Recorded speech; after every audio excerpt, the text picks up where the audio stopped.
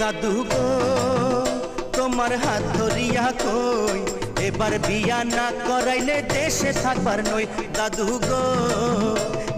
গো তোমার হাত ধরিয়া কই এবার বিয়া না করাইলে দেশে থাকবার নই। দাদু গো